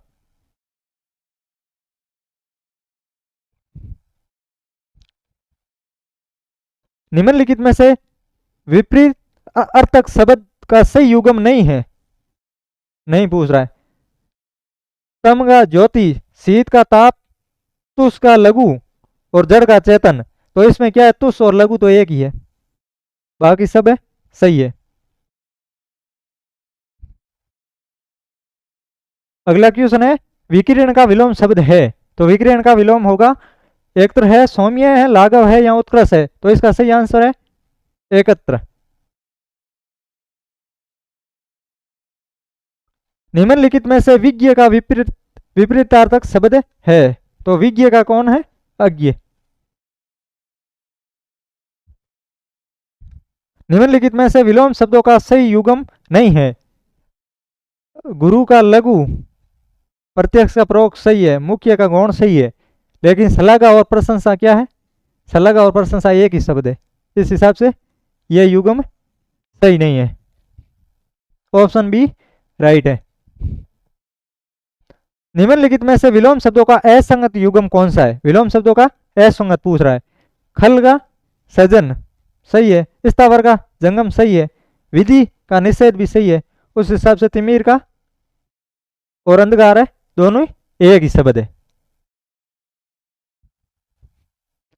निम्नलिखित में से प्रज्ञ का विलोम शब्द है, प्रज्ञ का विलोम शब्द है, ज्ञानी होगा नहीं, बुद्धिमान नहीं होगा, अति नहीं होगा, इसका होगा अज्ञ।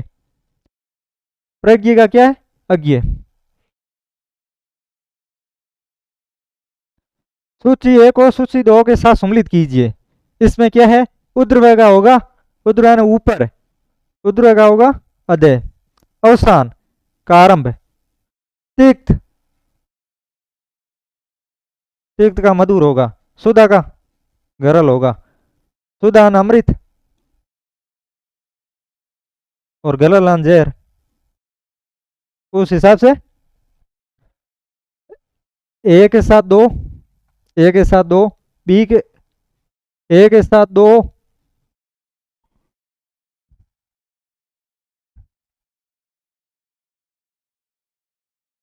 ए के साथ 2, बी के साथ 3 और सी के साथ 1 और डी के साथ 4, ऑप्शन बी राइट है।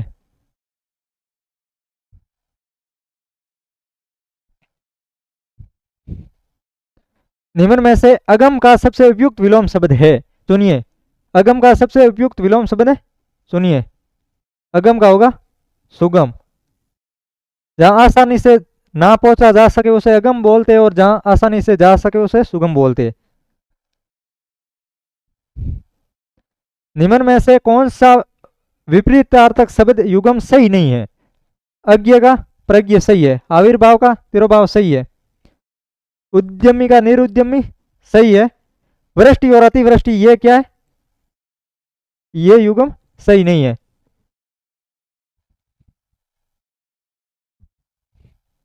निम्नलिखित में से स्थावर का विलोम है, स्थावर का है जंगम।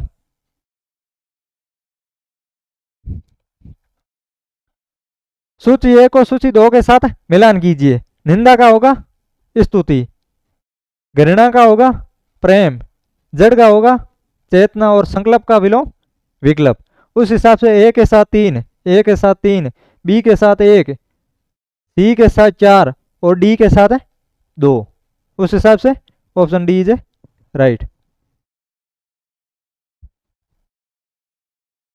अगला क्वेश्चन है वक्रता का विलोम शब्द है, वक्रता का विलोम है ऋजुता।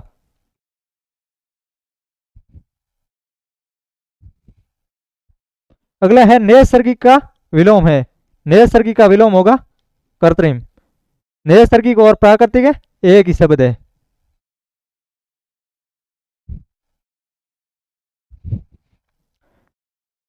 अनिश्चित जीवी का वाक्यांश के लिए सार्थक शब्द है। जो अनिश्चित जीविका वाले शब्द के लिए वाक्यांश के लिए सार्थक शब्द है वो क्या है? आकाशवर्ती।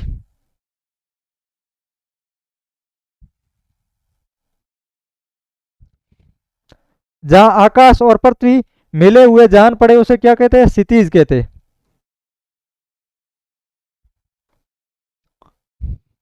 वाक्यांश के लिए एक शब्द के संबंध में असंगत विकल्प चुनिए।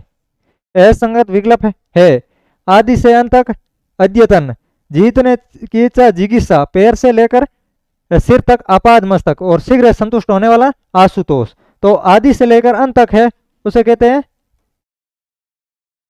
आद्योपांत। आद्योपांत कहते हैं। इस हिसाब से ये होगा ऑप्शन ए असंगत है। निम्नलिखित में से किस वाक्य के लिए प्रयुक्त शब्द असंगत है? जिसका अनादर या अपमान हुआ हो उन्हें अनादरित कहते हैं। जो निष्फल ना हो अमोघ, जो बिगड़ा हुआ ना हो वह अविकृत, और समय अपनी आत्महत्या करने वाला आत्महत्या। तो निम्नलिखित में से किस वाक्यांश के लिए प्रयुक्त शब्द असंगत है? तो उसमें समय अपनी हत्या करने वाला को आत्मघाती कहते हैं। आत्मघाती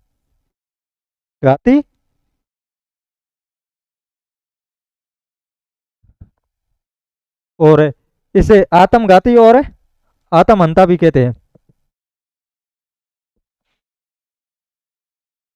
आत्म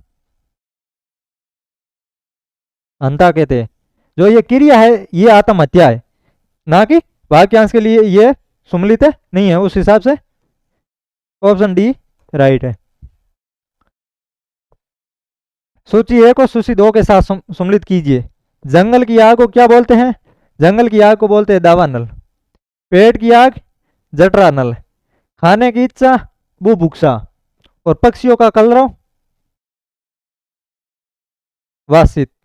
तो उस हिसाब से जंगल की आग दावानल, पेट की आग जठरा नल, खाने की इच्छा बुभुक्षा, और पक्षियों का कलरव वासित। तो ऑप्शन डी राइट है।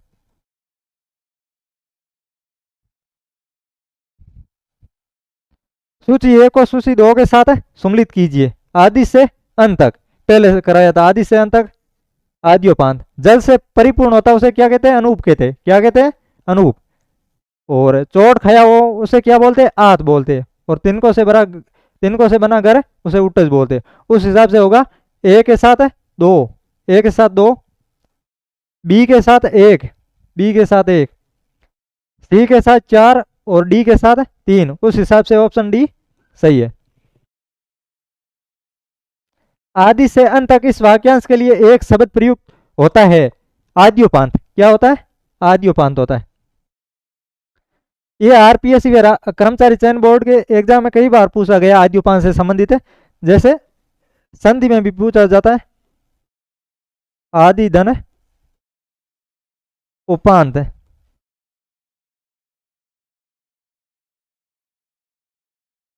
आद्योपांत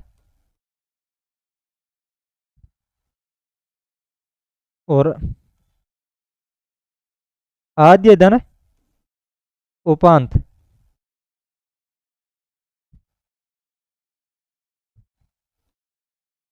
आद्योपांत यह तो है यण स्वर संधि का उदाहरण,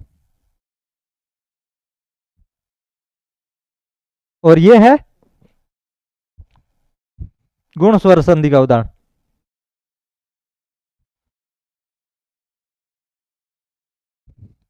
गुण स्वर संधि का उदाहरण है। अगला क्वेश्चन देखेंगे। सूची 1 को सूची 2 के साथ सम्मिलित कीजिए। जिसके समान दूसरा ना हो उसे क्या अद्वितीय बोलते? और जिसका कोई शत्रु नहीं हो उसे अजात शत्रु बोलते। जयशंकर प्रसाद की रचना भी अजात शत्रु। जो बहुत बोलता हो उसे वाचाल बोलते। और जो किए गए उपकार को मानता है उसे कृतज्ञ बोलते। जो किए हुए उपकार को मानता है उसे कृतज्ञ बोलते हैं। तो उस हिसाब से ए के साथ है 4 2 में, बी के साथ 1 इस 1 में ही है, सी के साथ 3 1 में है, और डी के साथ है 2। उस हिसाब से ऑप्शन डी राइट है। अगला क्वेश्चन है, जो प्रतिदिन नहाता हो इस वाक्यांश के लिए एक शब्द है। प्रतिदिन नहाता हो उसे नित्य स्नायी कहते हैं, नित्य स्नायी कहते हैं। दूसरे के उपकार को ना मानने वाले के लिए एक शब्द है, उसे कहते हैं कृति कृतघ्न। कृतघ्न होता है वो दूसरे को उपकार नहीं मानता है, और जो कृतज्ञ होता है वो दूसरे को उपकार को मानता है। तो उस हिसाब से कृतज्ञ और कृतघ्न एक दूसरे के विलोम शब्द भी है।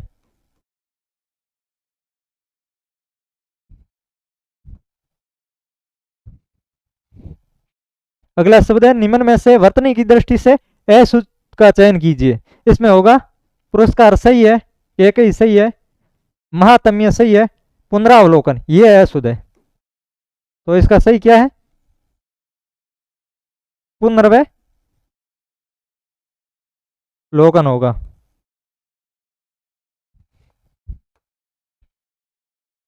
वर्तनी की दृष्टि से अशुद्ध शब्द है अक्षोहिणी, सुसुसुरा, आशीर्वाद, वाल्मीकि। तो वर्तनी की दृष्टि से अशुद्ध पूछ रहा है, तो सुसुसुरा सही है, आशीर्वाद सही है, और वाल्मीकि भी सही है। तो इसमें क्या है? अशुद्ध है वो अक्षुहिणी। ये है गुण संधि का गुण संधि में अपवाद है, अक्ष धन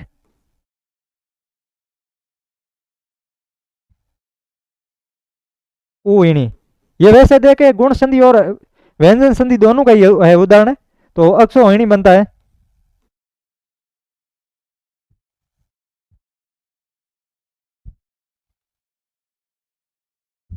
ऊहिणी का णी में परिवर्तन हो रहा, उस हिसाब से व्यंजन संधि भी होती है, और गुण संधि में है अपवाद है। वैसे तो हाँ, गुण संधि में अपवाद है अक्षोहिणी शब्द।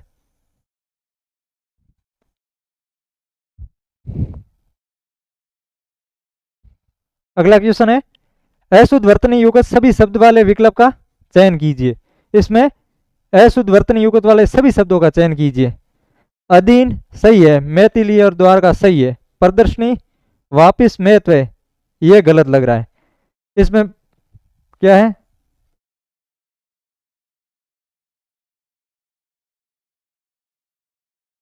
प्रदर्शनी, प्रदर्शनी होगा ये, वापस होगा, वापिस नहीं होगा, और महत्व में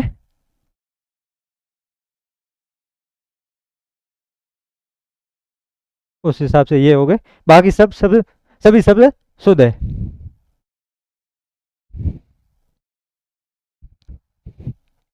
इनमें से वर्तनी की दृष्टि से कौन सा शब्द है अशुद्ध है? वर्तनी की दृष्टि से एक अशुद्ध है, बाकी सब शुद्ध है। झोंपड़ी सही है, द्वंद्व सही है, दृष्टि भी सही है। इसमें स्वैच्छिक, स्वैच्छिक का शुद्ध रूप ये होगा।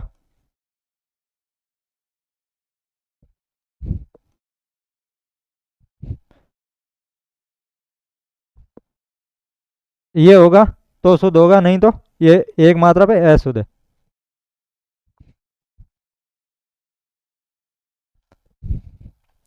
निम्नलिखित में से कौन सा शब्द अशुद्ध है? तो कौन सा शब्द शुद्ध है?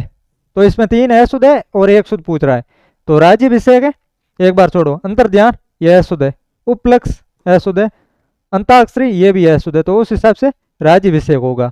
तो इनका शुद्ध रूप है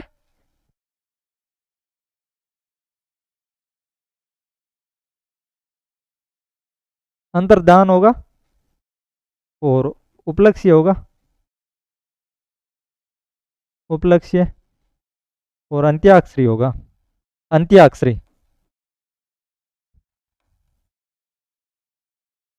अंत्याक्षरी होगा। उस हिसाब से यह सभी शुद्ध है, ये सभी ये शुद्ध है, और यह शुद्ध है, और क्वेश्चन के हिसाब से राज्याभिषेक होगा वो क्या? शुद्ध है। इनमें से वर्तनी की दृष्टि से कौन सा शब्द शुद्ध है? वर्तनी की दृष्टि से शुद्ध पूछ रहा है, तो इसमें होगा निष्कपट। अगला क्वेश्चन है कि निम्न में से कौन सा शब्द अशुद्ध है? निम्न में से कौन सा शब्द अशुद्ध है? तो इसमें अंदर अशुद्ध है, संवर्ण अशुद्ध है, संटा शुद्ध है और आंतरिक अशुद्ध है। तो आंतरिक शुद्ध रूप क्या होगा? आंतरिक अशुद्ध रूप होगा ये। तो उस हिसाब से क्वेश्चन के हिसाब से बी राइट है अपना। इनमें से वर्तनी की दृष्टि से कौन सा शब्द शुद्ध है? ये पूछ रहा है। शुद्ध है अतिशयोक्ति, सिंदूर, उद्यम, अनुदित। उस हिसाब से इनका उत्तर होगा उद्यम। तो फिर इनका अतिशयोक्ति का होगा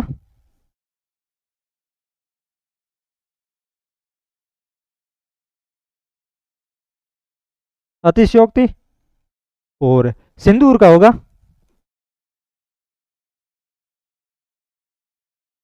सिंदूर, और अनुदित का होगा अनधन उदित है। तो उस हिसाब से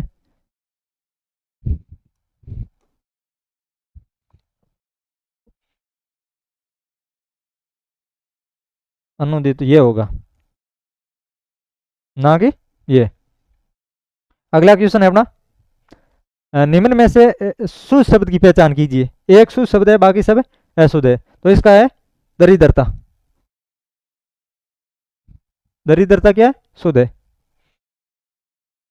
अगला क्वेश्चन है अपना, निम्न में से कौन सा शब्द शुद्ध है? एक शब्द है वो शुद्ध है और बाकी सब अशुद्ध है। तो सरोजनी है वो क्या है? पूर्ण शुद्ध है। बाकी नूपुर का होगा इसका दिव्यास्त्र और ग्रहणी। अगला क्वेश्चन है अपना, इनमें से व्याकरण की दृष्टि से शुद्ध वाक्य की पहचान कीजिए। देश की वर्तमान मौजूदा हालत ठीक नहीं है। शोक है कि आपको पत्र का उत्तर ना दे सका। और ऑप्शन सी है यह कार्य आप पर निर्भर करता है। और ऑप्शन डी है लता ने गीत की 2-4 कड़िए गाई। तो इनमें से व्याकरण की दृष्टि से शुद्ध वाक्य पूछ रहा है, तो वो शुद्ध वाक्य होगा लता ने गीत की 2-4 कड़िए गाई।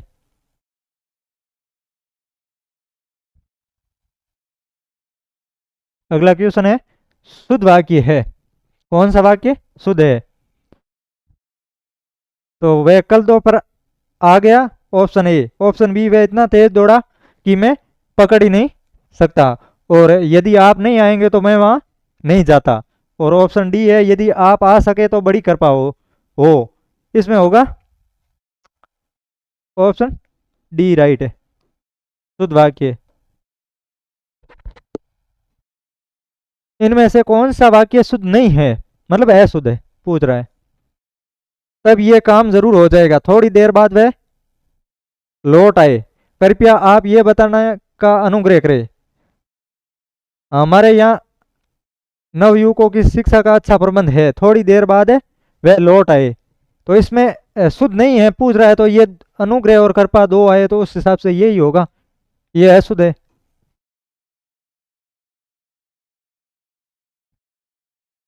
अगला अगला क्वेश्चन है अपना,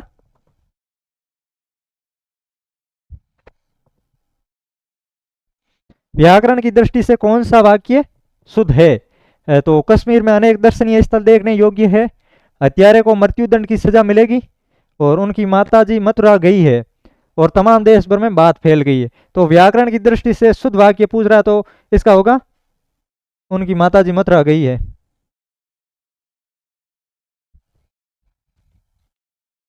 इनमें से कौन सा वाक्य व्याकरण की दृष्टि से शुद्ध है? आचार्य ने उनकी शिकायत को सुन लिया। महात्मा जी के दर्शन करके मैं धन्य हो गया। मैं आपसे इसके बारे में कुछ नहीं कह सकता। उसने तरह तरह का रूप धारण किया। इसमें व्याकरण की दृष्टि से शुद्ध कौन सा है? तो इसका ऑप्शन, मैं आपको इसके बारे में कुछ नहीं कह सकता हूं। Option C is right.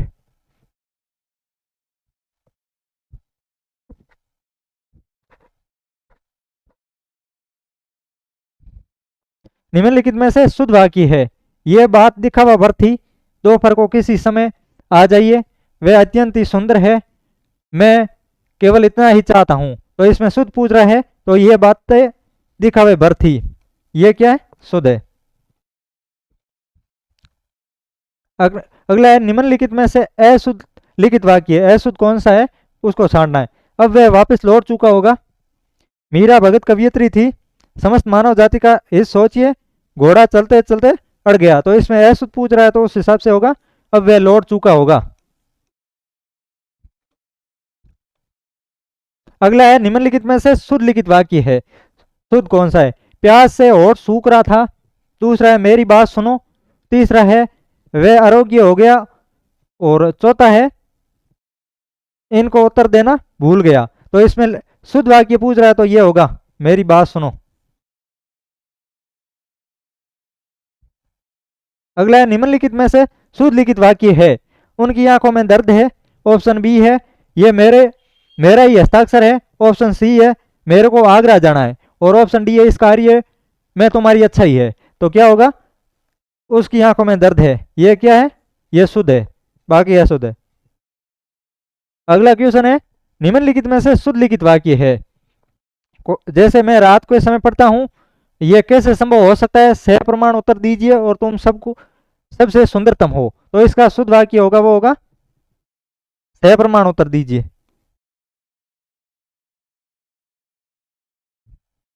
ये आगे कार्यालय पत्र से संबंधित है यह क्वेश्चन। तो निम्न में से पत्र का कौन सा प्रारूप है जो एक साथ एकाधिक अधीनस्थ कार्यालय अधिकारियों अनुभागों को प्रेषित किया जाता है? तो इसमें पूछा है कार्यालय पत्र का ही प्रकार है कि निम्न में पत्र में कौन सा प्रारूप है जो एक साथ एकाधिक अधीनस्थ कार्यालयों अधिकारियों व अनुभागों को प्रेषित किया जाता है? विज्ञप्ति है, अरे शासकीय पत्र है, या अनुस्मारक है, या परिपत्र है? इसमें कौन सा है? तो सही उत्तर होगा ऑप्शन डी परिपत्र। क्या होगा? परिपत्र। अगला क्वेश्चन है अरे शासकीय पत्र के संबंध में निम्न में से कौन सा कथन सही नहीं है, मतलब गलत पूछ रहा है। इसमें विषय व संदर्भ लिखा जाता है अरे शासकीय पत्र में, संबोधन हस्ताक्षरकर्ता अधिकारी समय लिखता है, और इसकी भाषा व्यक्तित्व व मित्रतापूर्ण होती है, इसमें उत्तम पुरुष का प्रयोग किया जाता है। अरे शासकीय पत्र का संबंध में कौन सा कथन सही नहीं है? इसमें विषय और संदर्भ लिखा जाता है, यह क्या है? यह सही नहीं है, बाकी सब सही है।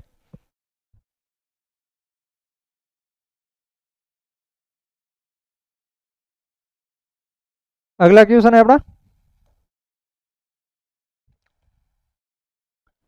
निश्चित समय के अंदर किसी भी पत्र का उत्तर ना प्राप्त होने की दशा में उत्तर प्राप्त करने के लिए कौन सा पत्र भेजा जाता है?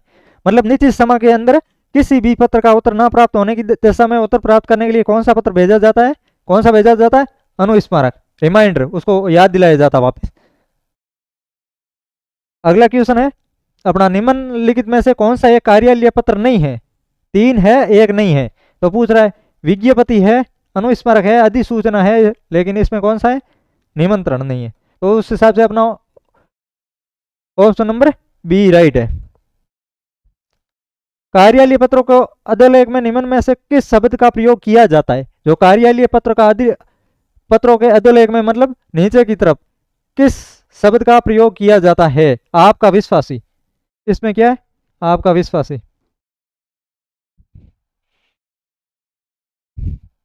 निम्नलिखित में से पत्र लेखन का प्रकार नहीं है, इनमें से निम्नलिखित में से कौन सा पत्र लेखन का प्रकार नहीं है? संक्षेपण नहीं है, व्यक्तिगत होते हैं, व्यापारिक होते हैं, आधिकारिक होते हैं, और ये पलवन है, पलवन, ये भी पत्र लेखन का प्रकार नहीं है। उस हिसाब से ए और ई होगा, ऑप्शन सी राइट है। निम्नलिखित में से पत्र लेखन की एक अनिवार्य विशेषता है, इसमें क्या है? पत्र लेखन की एक अनिवार्य विशेषता पूछ रहा है। तो विचारों का दूरात नहीं होगा, विचारों में व्यंग्यता यह भी ये नहीं होगा, विचारों में क्रमबद्धता होगा, और विचारों में स्पष्टता नहीं होगा। उस हिसाब से ऑप्शन से राइट है। निम्नलिखित में सरकारी पत्रों के अंतर्गत नहीं आते हैं, निमंत्रण पत्र, परिपत्र, ज्ञापन, अनुस्मारक। तो उस हिसाब से अपना उत्तर होगा निमंत्रण पत्र किसके अंदर नहीं आते? सरकारी पत्रों के अंदर नहीं आते। अगला क्वेश्चन है निम्नलिखित में से कौन सा एक सरकारी पत्र है? ज्ञापन है, परिचय पत्र है, शोक पत्र है, या निमंत्रण पत्र है? तो इसमें सरकारी पत्र पूछ रहा है तो उस हिसाब से क्या होगा? ज्ञापन होगा। कार्यालय पत्र में अधोलेख में प्रयुक्त होने वाला शब्द है, कार्यालय पत्र में अधोलेख में प्रयुक्त होने वाला शब्द है श्रीमान है, महोदय है, सेवा में है या भविद्य, तो इसका होगा भविद्य। अगला है पारिभाषिक शब्दावली से है, वो भी सिलेबस में दे रखा है, उस हिसाब से हमने क्वेश्चन लिया इनके भी। इंडोर्समेंट का हिंदी पारिभाषिक शब्द है, इंडोर्समेंट का होगा पृष्ठांकन।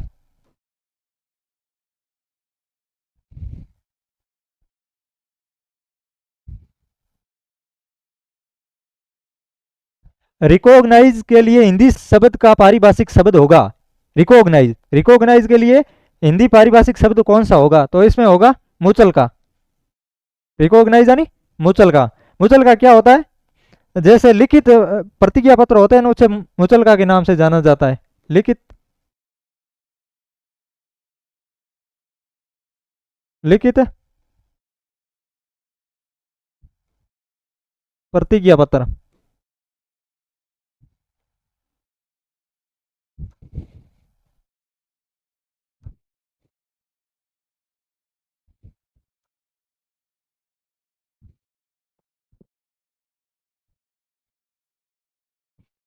अगला क्वेश्चन है अपना,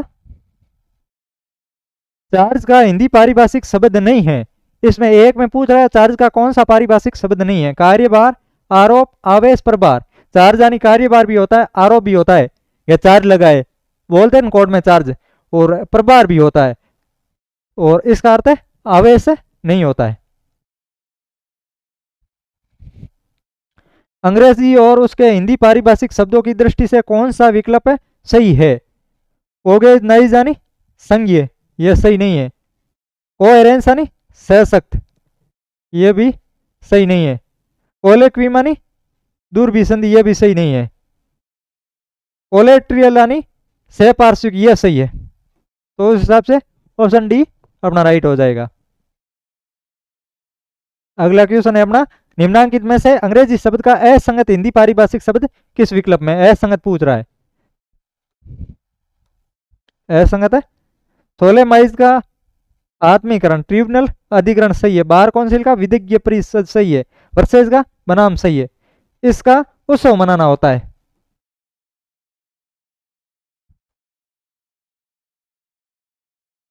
मनाना होता है, तो यह क्या है, असंगत है।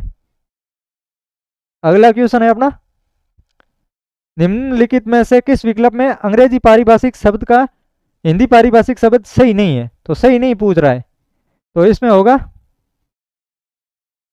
काउंटर फॉइल यानी प्रतिपर्ण है, रिलेसिस यानी प्रोसेस है, फेसियल यानी राजकोषीय है। उस हिसाब से ये प्रोजेक्शन का प्रकर्ष नहीं होगा।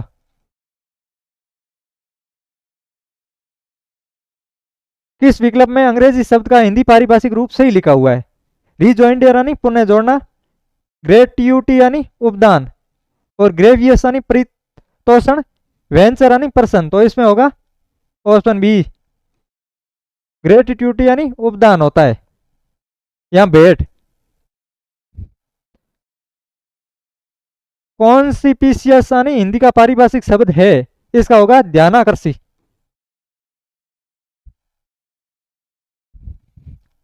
अंग्रेजी और उसके हिंदी पारिभाषिक शब्द की दृष्टि से असंगत है। इसमें 3 संगत है और एक असंगत है। कौन सा है, जस्टिबल यानी न्याय होता है, जुडिशियन न्याय सम्मत होता है, और इसका ये किशोर होता है। लेकिन इसका क्या है, इसका क्षेत्राधिकार है, क्षेत्राधिकार होगा यहाँ की न्यायिक क्षेत्र। तो इस हिसाब से यह असंगत है। और निम्न में से अप्रोच का हिंदी पारिभाषिक नहीं है। अप्रोच का नहीं है, उसमें पूछ रहा है, तो उपागम होता है, उपमार्ग होता है, दृष्टिकोण भी होता है, अप्रोच आने उचित नहीं होता है। तो उस हिसाब से ऑप्शन डी इज राइट है। तो ये हिंदी के 200 क्वेश्चन हो गए लगभग पूरे अकॉर्डिंग टू सिलेबस।